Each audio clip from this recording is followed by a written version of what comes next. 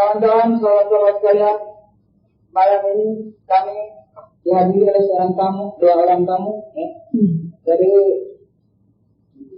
Universitas Imam Muhammad bin Saud. Beliau adalah staf dari universitas. Sebelum mereka memberikan fatwa pada kita, marilah kita ucapkan ahlan wa sahlan bifadlikum. Dan lebih baiknya maka kita awali dengan bacaan Al-Quran Al-Karim yang akan dibacakan oleh saudara Fikri Khairuddin.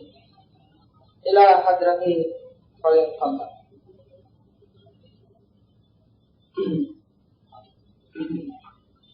أعوذ بالله من الشيطان الرجيم.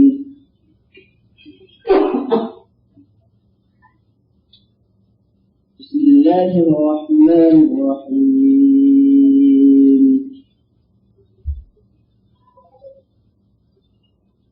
تنزيل الكتاب من الله العزيز الحكيم.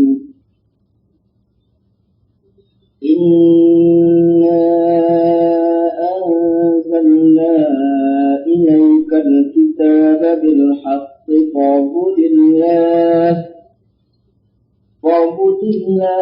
مخلصا له الدين.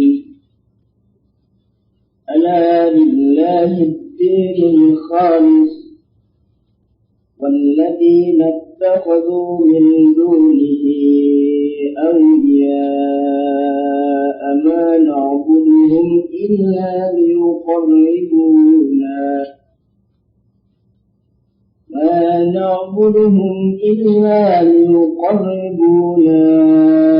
إلى الله زلفى إن الله يحكم بينهم فيما هم فيه يختلفون. إن الله لا يهدي من هو كاذب كفار. لو أراد الله أن يتخذ ولدا لاصطفى مما يخلق ما يشاء سبحانه هو الله الواحد القهار. صدق الله العظيم. Syukran ala akhina Khairuddin alladzi kaffara al-mushaf barakallahu wa jazakallahu khair. والبرنامج الآن وهو محاضرة دينية سوف يلقيها شيخ يوسف بن عبد الرحمن القاضي. وتفضل.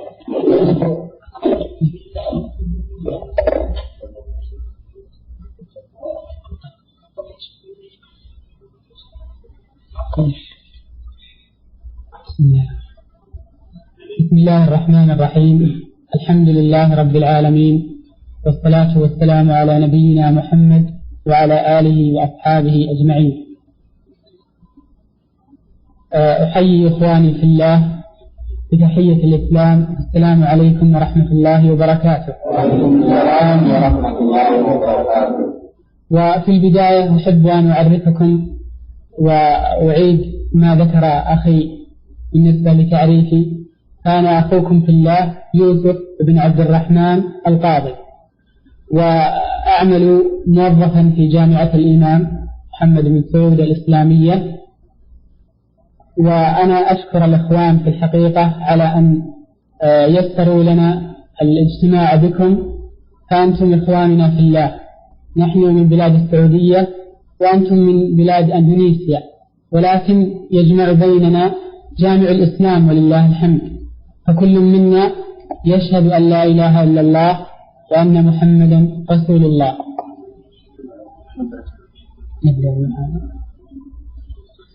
Setelah beliau mengucapkan hamdalah dan salawat, beliau mengucapkan selamat kepada saudara-saudara sekalian yang berada di pengajian ini.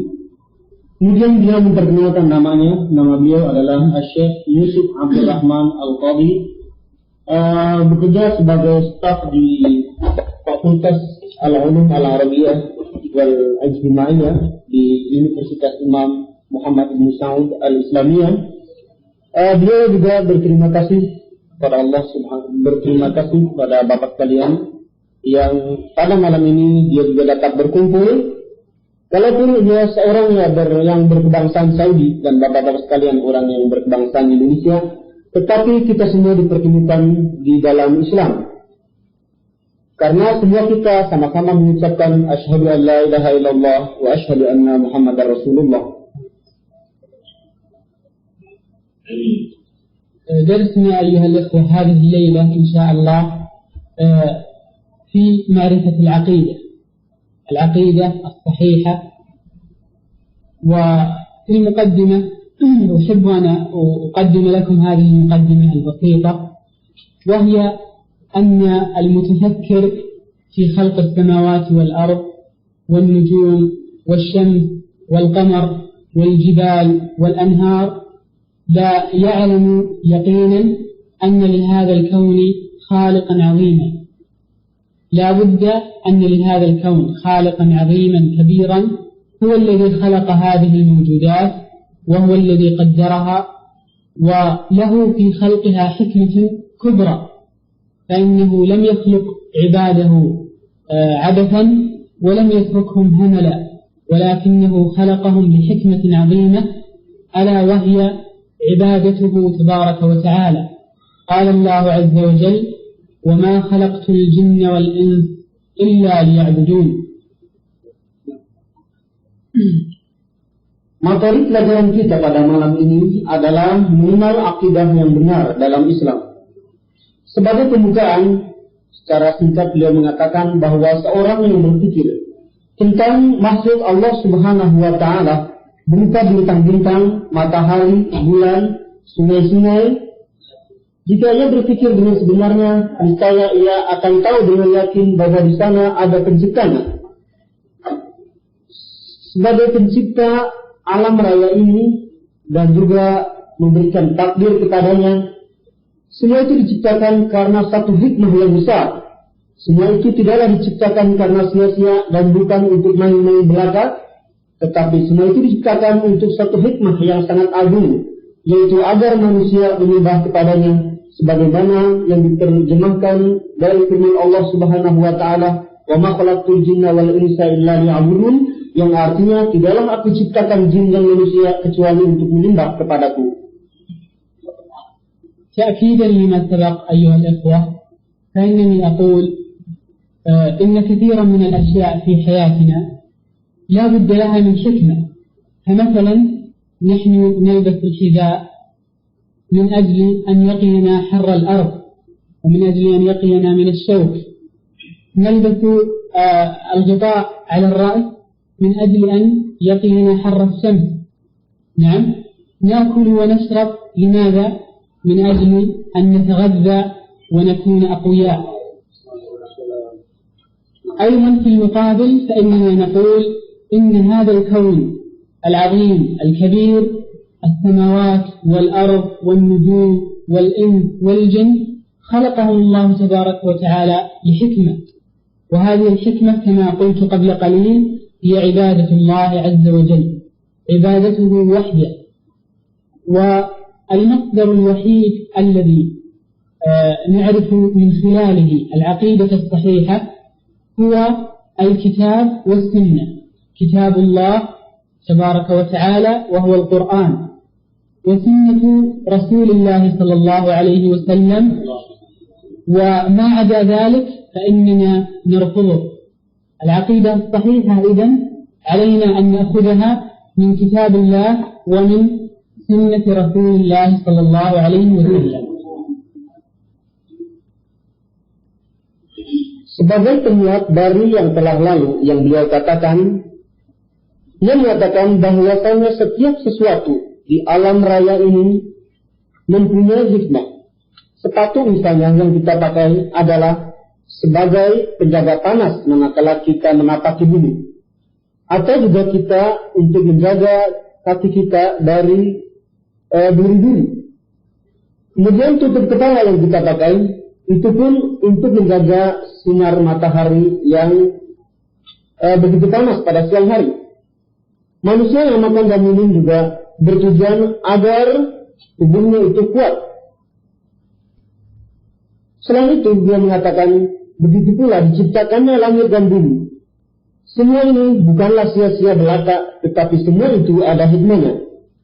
Hikmahnya adalah agar manusia yang berpikir mau menyembah Allah Subhanahu wa Ta'ala semata-mata. Adapun sumber untuk mengetahui penyembahan kepada Allah Subhanahu wa Ta'ala itu adalah Alkitab dan As-Sunnah.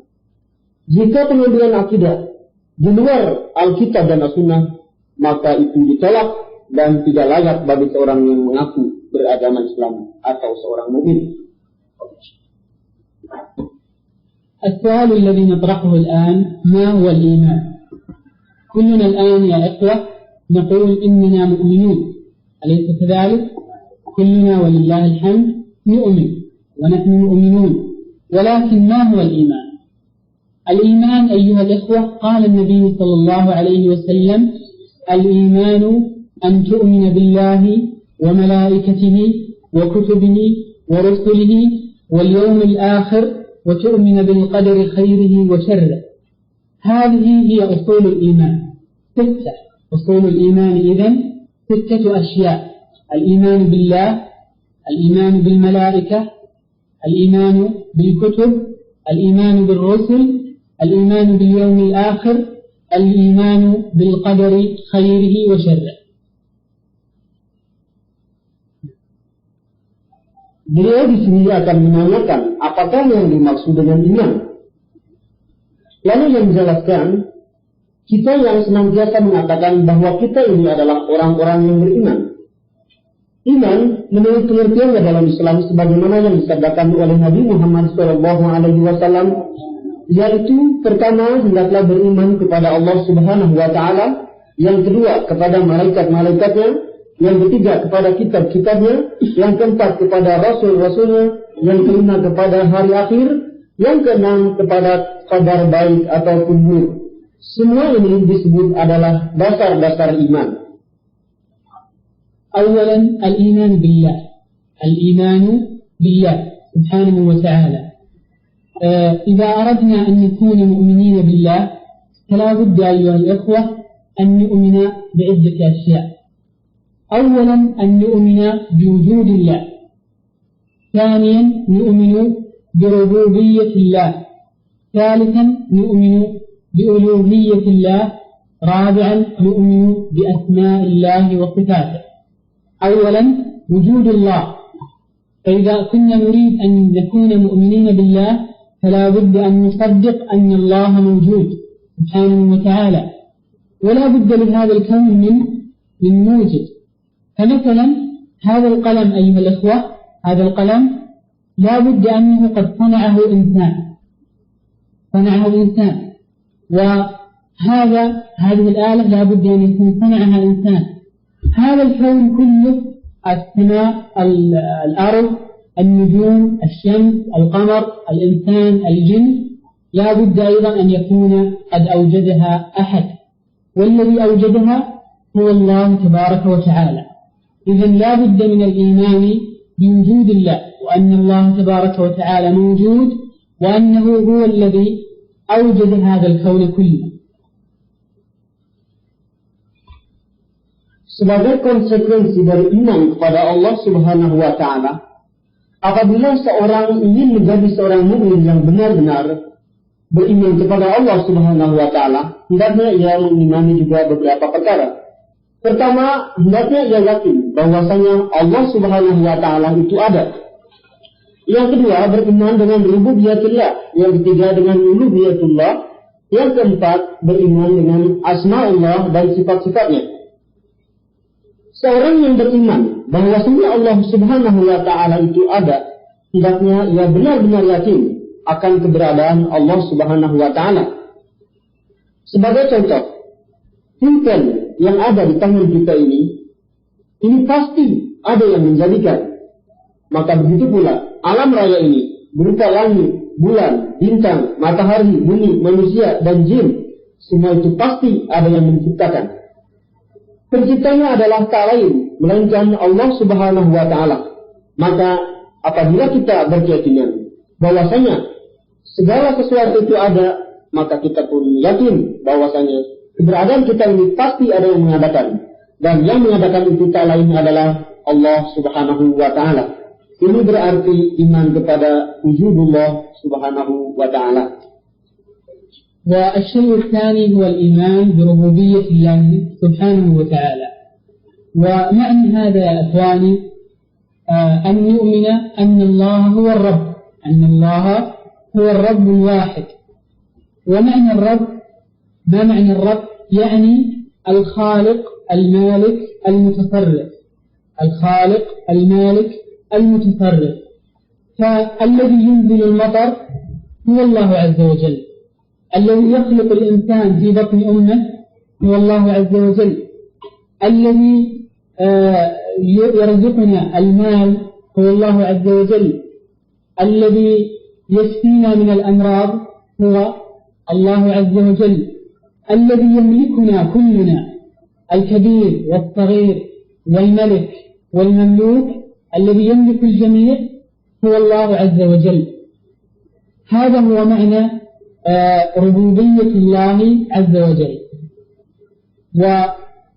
وبالنسبة للألوهية، ألوهية الله عز وجل معناها أن الله تبارك وتعالى هو الإله الواحد، هو الإله الواحد، يعني أننا لا نعتقد وجود أحد معبود إلا الله عز وجل.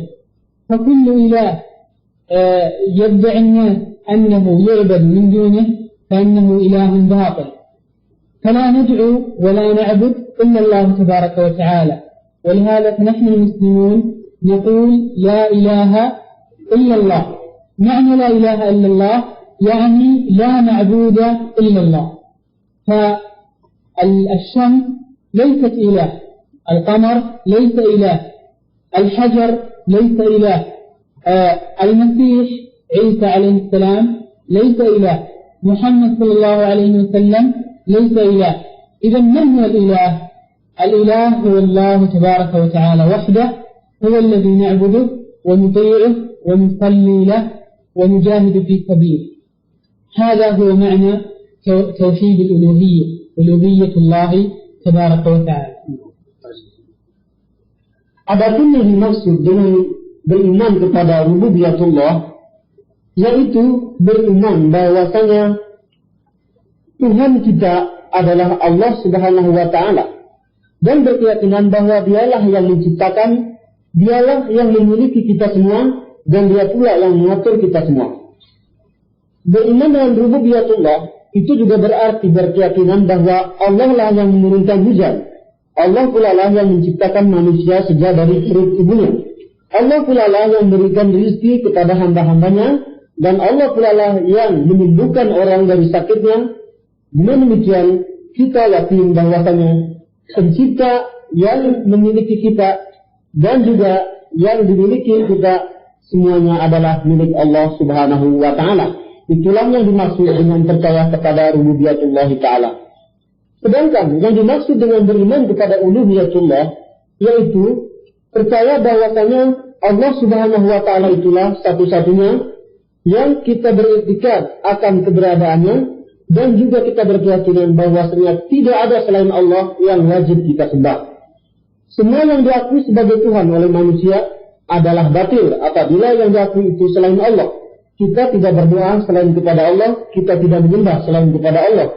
Makanya kita sering berkata la ilaha illallah, yang artinya tidak ada yang wajib disembah kecuali Allah Subhanahu wa Ta'ala.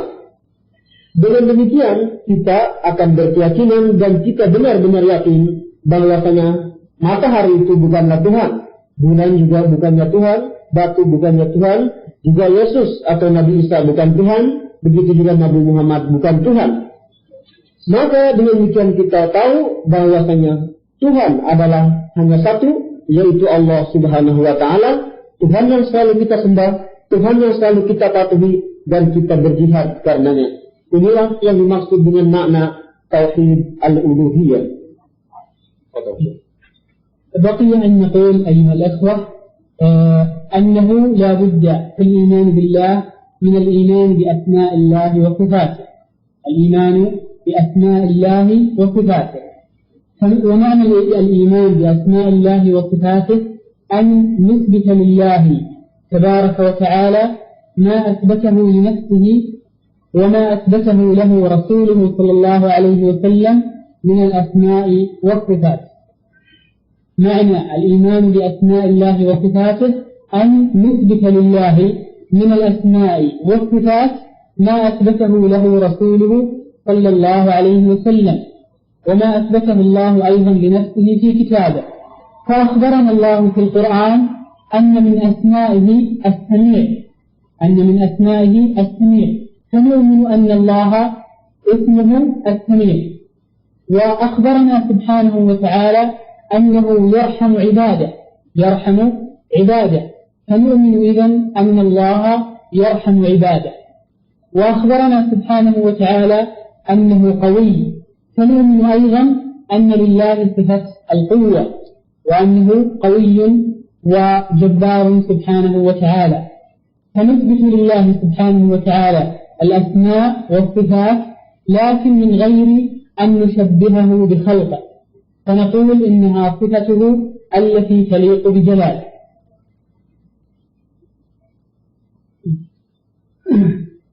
Berikutnya, sebagai konsekuensi dari beriman terhadap keberadaan Allah Subhanahu wa Ta'ala, yaitu percaya kepada nama-nama Allah dan sifat-sifatnya.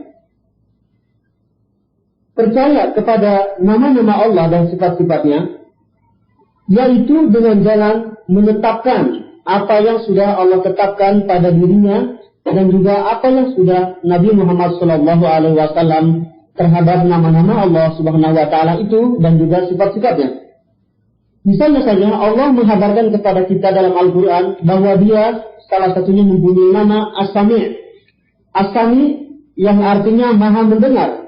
Dengan demikian kita hendaknya beriktikad bahwasanya Allah itu Maha mendengar.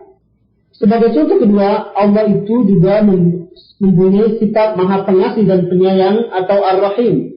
Dengan demikian kita tahu bahwasanya Allah menamakan dirinya Ar-Rahim. Itu berarti Ia sangat mengasihi hambanya. Dengan demikian kita pun hendaknya beriman dan beriktikad bahwasanya Allah itu Maha kasih dan sayang kepada hamba-hambanya. Sebagai sifat berikutnya dan juga namanya yaitu Al-Qawi, artinya Allah itu Maha kuat. Ini berarti bahwasanya Allah Subhanahu wa Ta'ala itu mempunyai sifat kuat. Dan juga sifat berikutnya atau nama juga yang berikutnya adalah Al-Jabbar, yang artinya Allah itu Maha perkasa. Apa yang disebutkan tadi hanya sebagai contoh. Di sana banyak asma yang lain, juga sifat-sifatnya yang lain. Tetapi ketika kita mengatakan Allah itu kuat dan Allah itu mendengar, janganlah kita samakan bahwa pendengaran dan kekuatan Allah itu seperti kuatnya atau mendengarnya manusia atau makhluknya. Tetapi kita katakan pendengaran Allah dan kasih sayang Allah itu apa yang sesuai bagi keagungannya. Jadi kita tidak menyamakan Dia dengan makhluknya. الأصل الثاني أيها الأخوة من أصول الإيمان بالملائكة. الأصل الماضي الأول هو الإيمان بالله. الثاني هو الإيمان بالملائكة. والملائكة يا أخوة هم عالم غيبي خلقهم الله من نور وحجبهم عن الأبصار. عالم غيبي خلقهم الله من نور وحجبهم عن الأبصار. والإيمان بالملائكة لا يتم إلا بالأمور التالية. الإيمان بالملائكة لا يتم إلا بالأمور التالية. أولا الإيمان بوجودهم وإن كنا لا نراهم. الشيء الثاني الإيمان بأنهم عباد لله ليسوا آلهة من دون الله، بل هم عباد لله مطيعون له سبحانه وتعالى. الشيء الثالث الإيمان بأسماء من علمنا من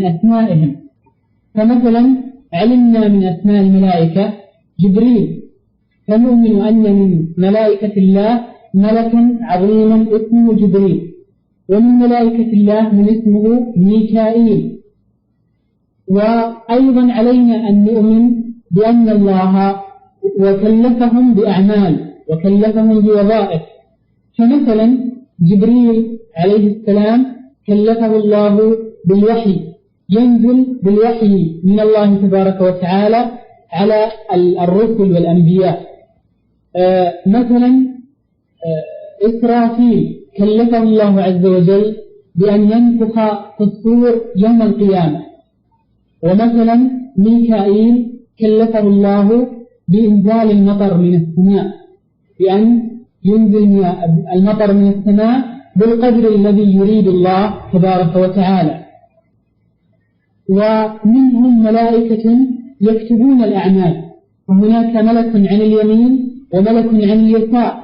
الملك الذي عن اليمين يكتب الأعمال الصالحة، والملك الذي عن الشمال يكتب الأعمال السيئة. وإذا كان يوم القيامة أبرزت هذه الصحف ورآها الإنسان بعينه. هذا هو الإيمان بالملائكة.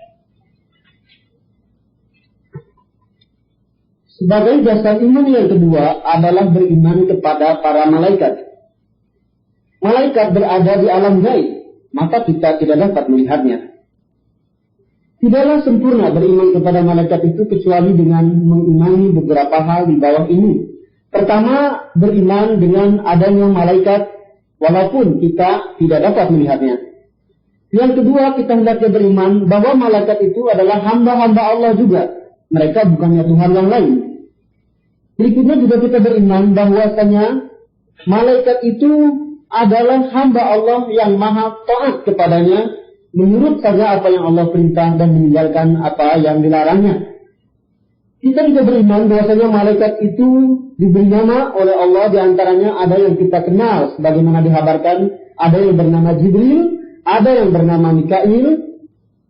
Begitu juga mereka itu diberi tugas masing-masing. Jibril misalnya diberi beban oleh Allah Subhanahu wa taala untuk menyampaikan wahyu kepada para rasul atau kepada para nabi. Malaikat Israfil misalnya ditugaskan oleh Allah Subhanahu wa taala untuk meniup serunai pada hari kiamat nanti. Malaikat Mikail mendapat tugas untuk menurunkan hujan dari langit berdasarkan kadar yang telah diatur oleh Allah Subhanahu wa taala. Di antara malaikat juga ada yang tugasnya mencatat amal baik atau buruk manusia. Yang berada di kanan adalah malaikat atau para malaikat pencatat amal kebajikan. Sedangkan malaikat yang berada di kiri adalah malaikat pencatat kejahatan. Pada hari kiamat nanti kita semua akan diperlihatkan oleh Allah Subhanahu wa taala perbuatan kita semua itu. Apakah itu perbuatan baik ataukah perbuatan buruk? Kita akan melihatnya nanti dengan pasti manakala kita berada di alam akhirat nanti. الأصل الثالث هو الإيمان بالكتب.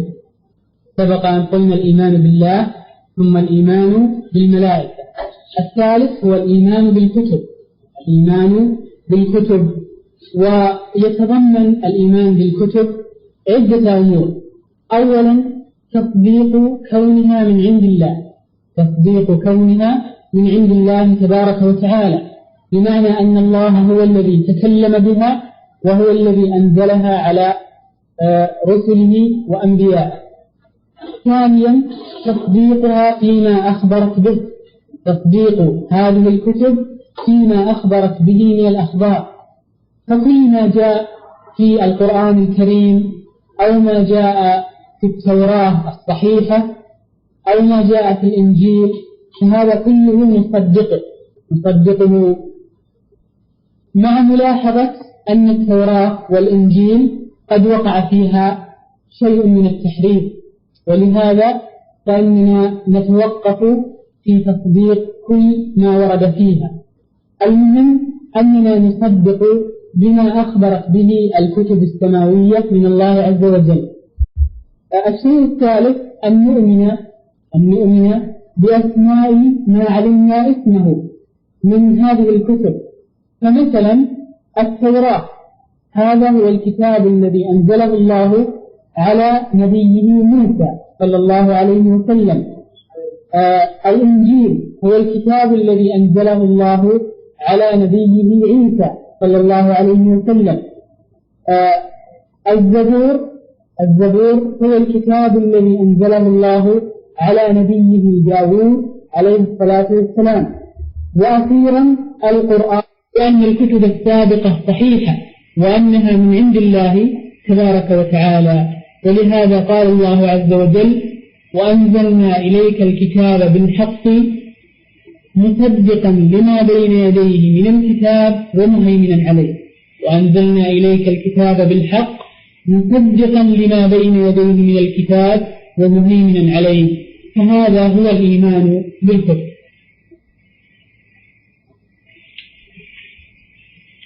Sebagai dasar yang ketiga dari iman adalah percaya kepada kitab-kitab Allah Subhanahu wa Ta'ala. Percaya kepada kitab-kitabnya ini mengandung beberapa pokok perkara penting. Pertama, yaitu membenarkan atas kejadian kitab-kitab tersebut dan bahwasannya itu semua dari Allah Subhanahu wa Ta'ala. Kita yakin bahwasannya itu diturunkan oleh Allah Subhanahu wa Ta'ala kepada para rasul.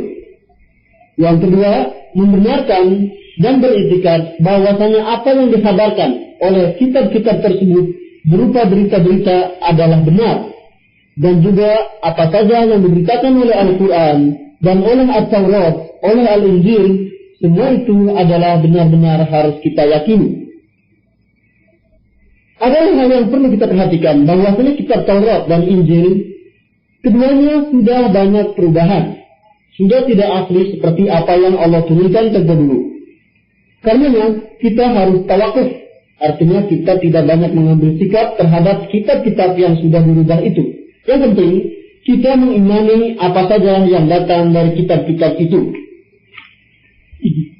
Sebagai konsekuensi ketiga dari tanda percaya kepada kitab ini adalah mengenal atau juga meyakini akan nama-nama yang Allah sudah beritahukan kepada kita. Misalnya saja kitab Taurat diturunkan kepada Nabi Musa alaihissalam. Kitab Al-Injil diturunkan kepada Nabi Isa alaihissalam. Kitab Al-Zabur diturunkan kepada Nabi Daud alaihissalam. Sedangkan kitab Al-Quranul Karim itu diturunkan kepada Nabi kita Muhammad sallallahu alaihi wasallam. Al-Quranul Karim berfungsi untuk membenarkan apa yang sudah dihabarkan oleh kitab-kitab yang telah lalu.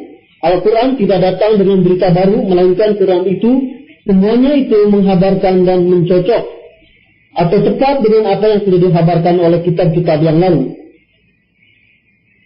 Semua kabar yang datang dari kitab-kitab tersebut di atas adalah benar, dan itu semua adalah dari Allah Subhanahu wa Ta'ala, sebagaimana Allah firmankan yang maksudnya, kami turunkan atas kamu adalah kitab sebagai pembenar daripada kitab-kitab yang telah lalu.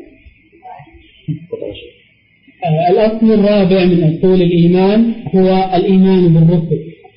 الأصل الرابع هو الإيمان بالرسل. والرسل أيها الأخوة هم الواسطة بين الله وبين خلقه.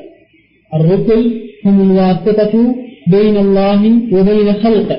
لماذا يرسلهم الله عز وجل؟ يرسلهم الله عز وجل من أجل أن يبلغوا أقوامهم شريعته ودينه، ومن أجل أن يكون حجة لله عز وجل على عباده، من أجل أن يكونوا حجة لله على عباده. ولهذا قال الله عز وجل: رسلا مبشرين ومنذرين بألا يكون للناس على الله حجة بعد الرسل.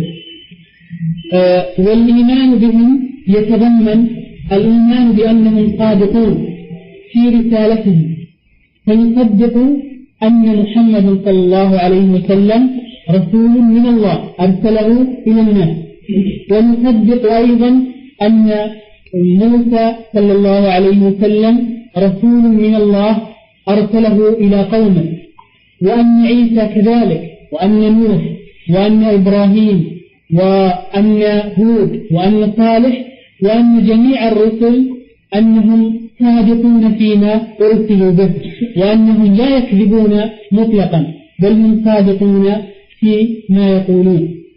والشيء الثاني أن نؤمن بأسماء من علمنا اسمه منهم، نؤمن بأسماء من علمنا اسمه منهم، مثل محمد ونوح وإبراهيم وموسى وعيسى وهود وزكريا وسليمان وغيرهم من الأنبياء، والذين لم نعلم أسماءهم فإننا نؤمن به إجمالا، نؤمن به وإن لم نعلم اسمه، نؤمن به وإن لم نعلم اسمه. الشيء الثالث أن نصدقهم فيما أخبروا به، فكل ما أخبروا به هؤلاء الرسل فهو صدق وحق. لماذا؟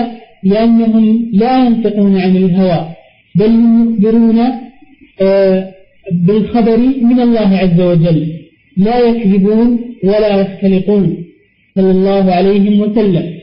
والشيء الرابع أن نطيعهم فيما أمروا به، نطيعهم فيما أمروا به وننتهي عما نهوا عنه، ما لم تكن شرائعهم منسوخة، نطيعهم إلا أن تكون شرائعهم منسوخة، فإننا عندئذ نطيع النبي صلى الله عليه وسلم، لأن الإسلام أيها الأخوة جاء ناسخا لجميع الأديان السابقة، جاء ناسخا لجميع الأديان السابقة.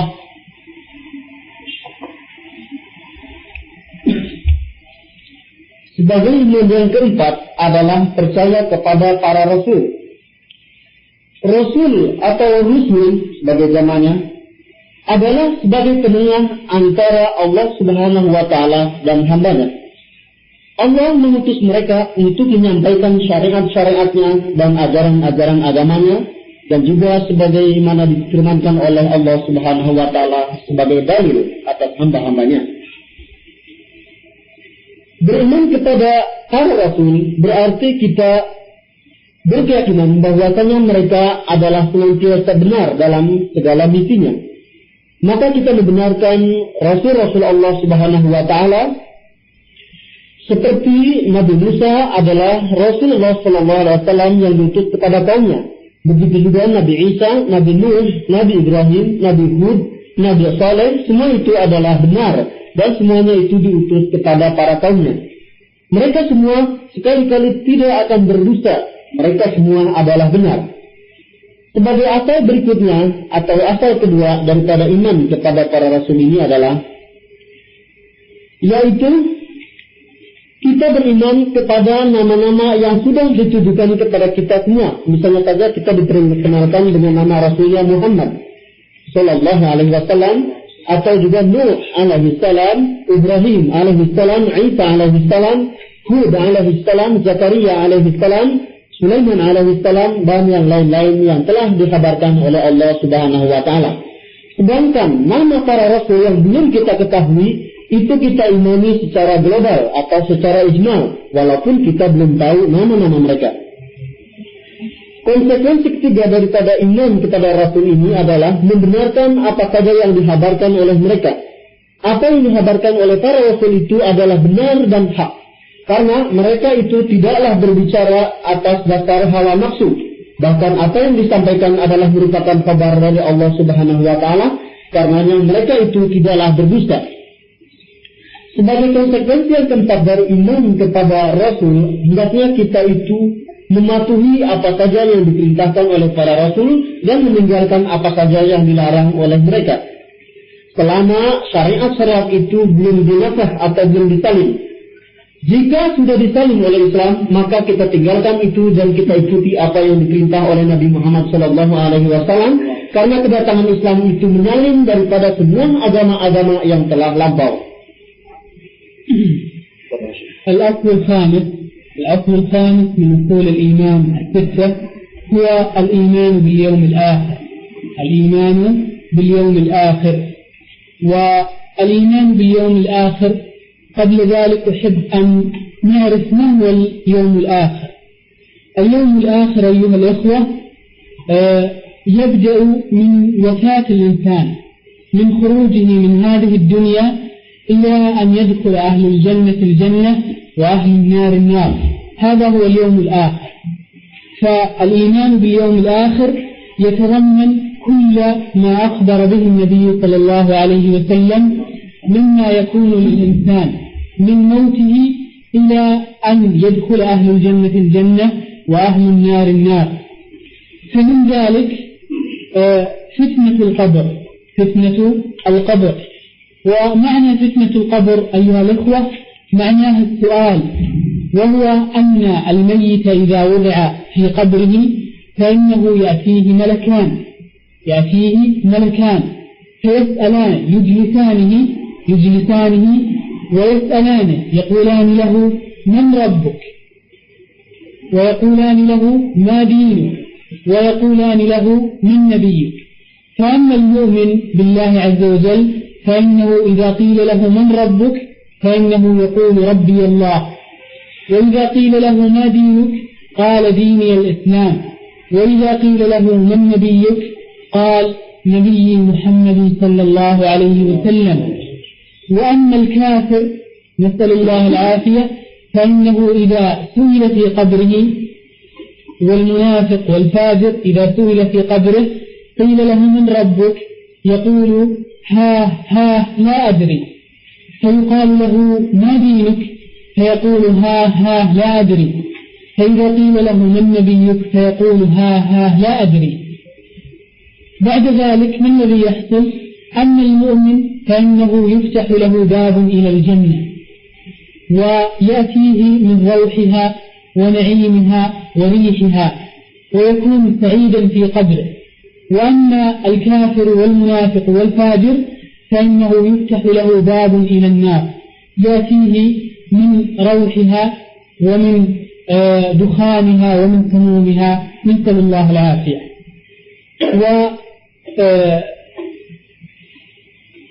الشيء الثاني هو القيامة. ومعنى القيامة أيها الإخوة هي أن الله عز وجل يبعث عباده من قبورهم ليوم الحساب، كما قال الله تعالى ألا يظن أولئك أنهم مبعوثون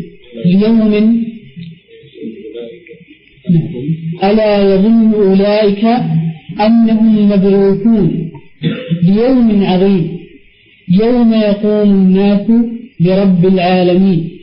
ألا يظن أولئك أنهم مبعوثون ليوم عظيم يوم يقوم الناس لرب العالمين.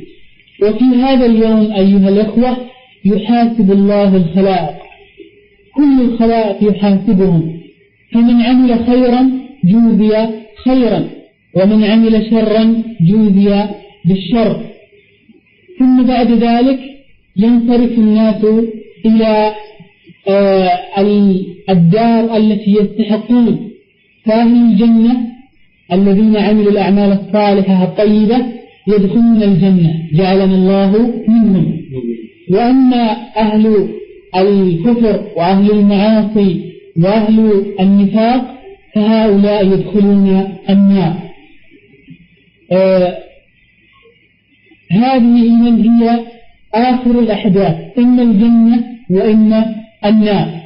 ومن المؤمنين من يكون عليه معاصي فيدخل النار يطهره الله عز وجل ويمكث فيها وقتا ثم يخرج من النار ويدخله الله عز وجل الجنة بسبب أنه مؤمن. نعم، هذا هو يا إخوة معنى الإيمان باليوم الآخر. Sebagai dasar kelima daripada dasar-dasar iman yaitu beriman kepada hari akhirat. Jamaah sekalian, apakah yang dimaksud dengan hari akhirat atau hari akhir? Hari akhir itu dimulai sejak wafatnya seorang manusia sampai pada saat ia masuk ke surga ataukah ke neraka. Beriman kepada hari akhir ini meliputi beberapa hal yang telah dikabarkan oleh Nabi Muhammad SAW sejak kematian manusia sampai masuknya manusia ke surga atau ke neraka menurut bagian masing-masing.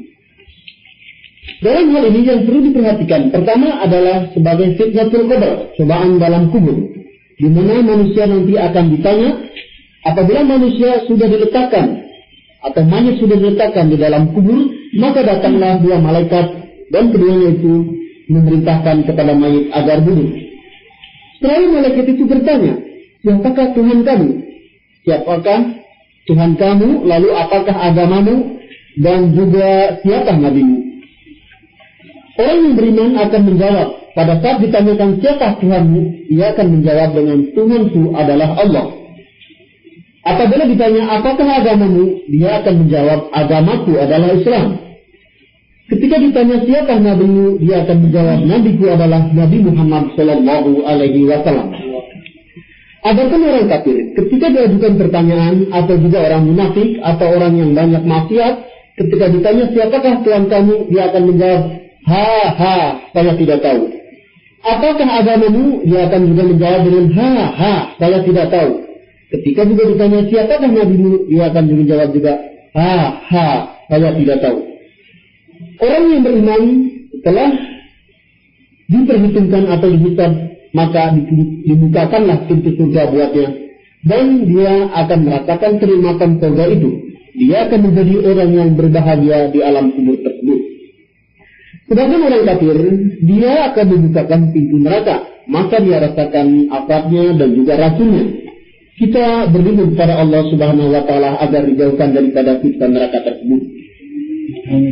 Sebagai konsekuensi daripada beriman kepada hari kiamat adalah mempercayai akan datangnya satu hari yang sangat besar, yaitu hari kiamat. Allah Subhanahu wa Ta'ala mengutus hamba-hambanya atau membangkitkan mereka dari kubur mereka masing-masing untuk dihisab, untuk diperhitungkan amal perbuatan mereka. Sebagaimana dijelaskan dalam firman Allah Subhanahu wa Ta'ala, tidakkah mereka menyangka bahwasanya mereka nanti akan dibangkitkan pada suatu hari yang sangat besar, yaitu di mana manusia akan datang dan bangkit menuju Allah Subhanahu wa Ta'ala. Pada saat itu, sebuah makhluk akan ditanyakan di hadapan Allah Subhanahu wa Ta'ala daripada perbuatannya. Apabila perbuatan itu baik, maka akan dibalas dengan kebaikan, dan jika ia melakukan keburukan, akan dibalas pula dengan keburukan. Setelah itu, manusia kembali menurut hasil daripada amal mereka masing-masing. Misalnya saja, sebagai ahli surga, dia akan menempati surga karena dia telah beramal dengan amalan-amalan yang saleh pada saat mereka di dunia. Adapun orang-orang kafir dan orang-orang ahli maksiat serta orang yang selalu munafik atau orang kafir dengan segala bentuknya, maka mereka akan dihadapkan pada satu siksa yang sangat besar dan ditempatkan di api neraka. Inilah akhir daripada kehidupan umat manusia, apakah itu surga ataukah neraka. Sedangkan orang-orang yang mukmin tetapi dia bermaksiat, dia akan dimasukkan dahulu ke dalam neraka dan menetap di dalamnya untuk beberapa waktu untuk dibersihkan daripada dosa-dosanya, kemudian dikeluarkan daripada neraka dan dimasukkan dia ke dalam surga. Mengapa? Karena pada batinnya ada semacam iman, dan dia menyatakan bahwa dia sebagai orang mukmin. Karenanya walaupun dia disiksa untuk sementara dalam neraka, dia akan dikembalikan kembali ke alam surga. ثم بعد ذلك الأصل السادس والأخير، نعم، سبق أن تكلمنا عن الإيمان بالله وملائكته وكتبه ورسله واليوم الآخر، وبقي الأصل الأخير وهو الإيمان بالقدر خيره وشره. الإيمان بالقدر خيره وشره. ومعنى ذلك أن نؤمن أن كل ما في هذا الكون، كل شيء يقع في هذا الكون فإنه يكون بقدر الله تبارك وتعالى. هو الذي شاءه وأراده، وهو الذي خلقه وقدره. فمثلا لنضرب لذلك أمثلة. لو أن إنسانا من الناس دخل الإسلام وصار مسلما، نقول إنه أسلم بقدر الله عز وجل. الله تبارك وتعالى هو الذي أراد له أن يكون مسلما. مثال آخر، إنسان أصيب بمرض، هذا المرض أصيب به بقدر الله عز وجل. الله تبارك وتعالى أراد أن يكون في فلان هذا المرض. فلان من الناس رزق مولود. كيف حصل ذلك؟ نقول إن هذا بقدر الله. الله تبارك وتعالى هو الذي قدر أن يرزق هذا الإنسان مولودا، إما ذكر وإما أنثى. فإذا أيها الأخوة ما من شيء في هذا الكون إلا وقد قدره الله عز وجل وأراده. والإيمان بالقدر يتضمن الإيمان ب4 أشياء. الأول أن الله علم بالأشياء قبل وقوعها، علم بالأشياء قبل وقوعها. قال الله تعالى: إن الله بكل شيء عليم. الشيء الثاني أن الله كتب كل شيء في اللوح المحفوظ، أن الله كتب كل شيء في اللوح المحفوظ. اللوح المحفوظ وهو عنده في السماء سبحانه وتعالى. كتب أن فلان سيسلم، أن فلان سيصيبه المرض، أن فلان سوف يرزق بمولود، أن فلان سوف يدخل الجنة، وأن فلان سوف يدخل النار. الشيء الثالث أن الله أراده وشاءه، أن الله هو الذي أراد وهو الذي شاء. الشيء الرابع أن الله هو الذي خلقه وهو الذي كونه، والذي خلقه وهو الذي كونه. فإذا الإيمان بالقضاء والقدر يتضمن 4 مراتب: العلم والكتابة والإرادة والخلق. قال الله عز وجل: إنا كل شيء خلقناه بقدر، إنا كل شيء خلقناه بقدر. لكن أحب أن ننبهكم أيها الإخوة إلى أن أفعال الله كلها مربوطة بالحكمة. لنضرب لذلك مثالا: إنسان من الناس مرض، أصابه مرض، هل نقول إن الله أصابه بالمرض من غير حكمة؟ لا، لكن أصابه الله بالمرض لحكمة يعلمها، ربما أنها تغيير لذنوبه، تكفير لسيئاته، ربما أنه يكون بعد المرض أقوى وأكثر صحة. هذه من الحكم التي يقدر الله عز وجل من أجلها المرض على سبيل المثال. فإذا الله تبارك وتعالى حكيم، كما قال: إن الله عليم حكيم.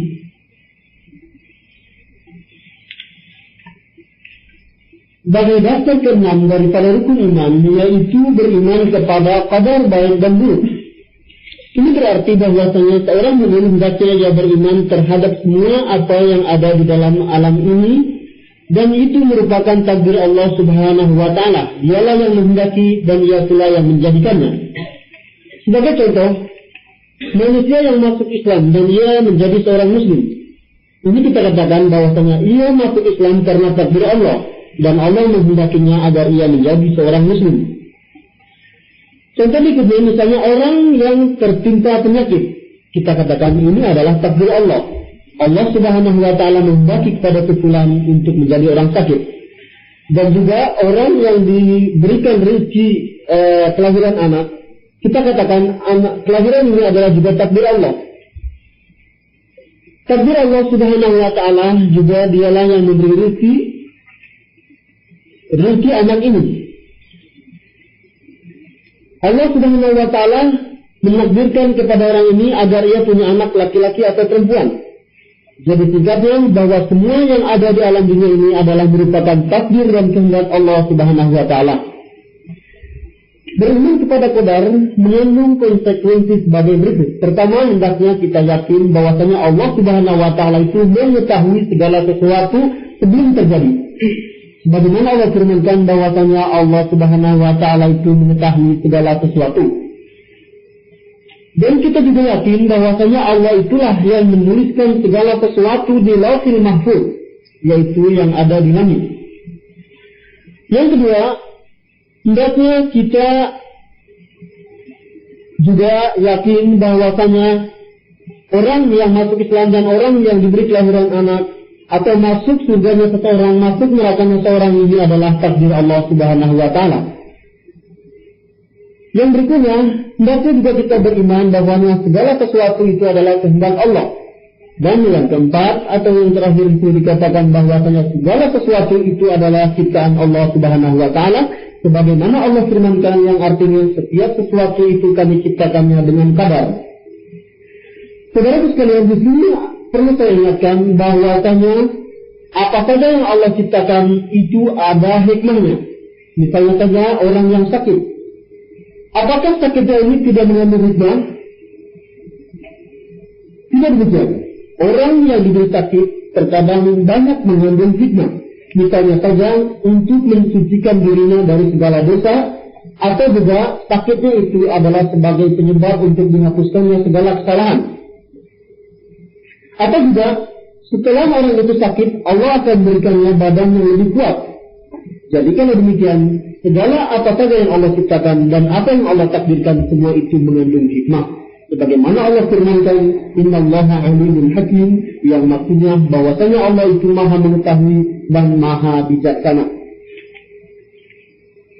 وفي الختام أيها الأخوة نقول أن هذه الأصول الستة، الإيمان بالله واليوم الآخر، الإيمان بالله وملائكته وكتبه ورسله واليوم الآخر والقدر خيره وشره، لا يكفي فيها الظن أيها الأخوة، لا يكفي فيها الظن، بل لا بد فيها من الجزم واليقين.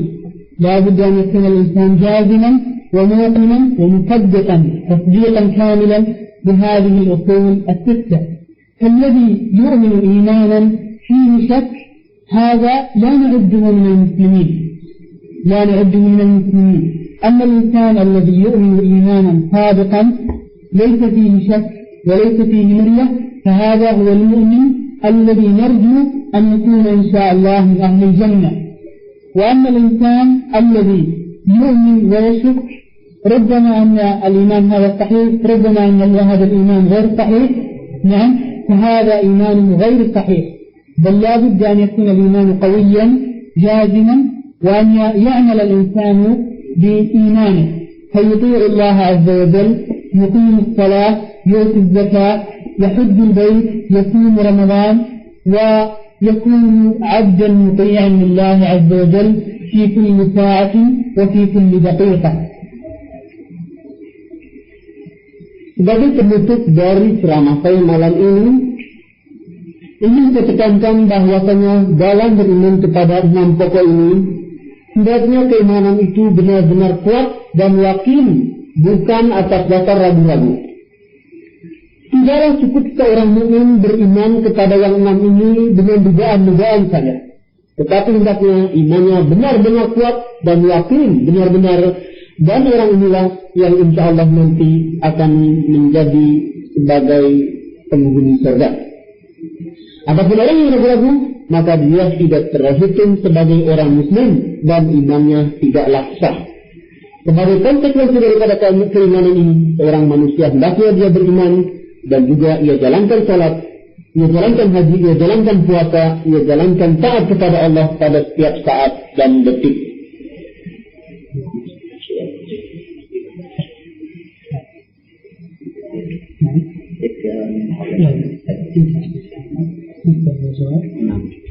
Penyajian telah selesai yang berbentuk ceramah. Pada bapak-bapak dipersilakan untuk bertanya, khususnya yang ada hubungannya dengan masalah akidah. Kita karena beliau mungkin spesialisnya adalah akidah, akan lebih mantap kalau kita tanyakan masalah akidah begitu. Insya Allah kita panggil orang yang spesialis ilmu lain, kita bisa tanyakan lagi ilmu lain. Untuk mengaturnya, kami mohon moderator saudara Ahmad Badari supaya banyak yang bertanya. Nanti saya terjemahkan ke dalam bahasa Arab, insya Allah terjemahan ke dalam bahasa Indonesia oleh Al-Akh Sulfan.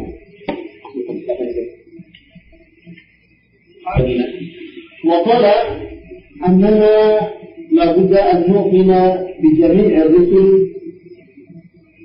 وثم عندما نتكلم في الأصل الخامس الإيمان بيوم القيامة، هناك سؤال من نبيك؟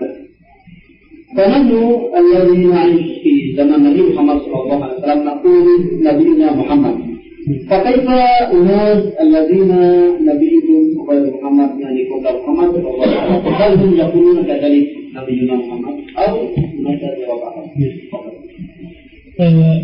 بالنسبة لأمة محمد صلى الله عليه وسلم إذا سئلوا من نبيك فإنهم يقولون محمد صلى الله عليه وسلم.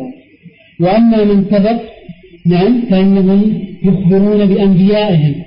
فمثلا الذي هو من قوم نوح مثلا إذا قيل له من نبيك فإنه يقول نوح صلى الله عليه وسلم. إذا كان من قوم موسى فقيل له من نبيك فإنه يقول موسى صلى الله عليه وسلم، وهكذا، لأن محمدا صلى الله عليه وسلم لم يرسل إليه لكنه أرسل في آخر الزمان، أرسل في آخر الزمان. نعم، هذا هو جوابي على ذلك، أن نقول إذن أن كل رسول أو كل ميت يسأل عن الرسول الذي أرسل إليه، يسأل عن الرسول الذي أرسل إليه. Bismillahirrahmanirrahim. Jawabannya yang dilengkapkan oleh Bapak Sukoto, memang semuanya orang yang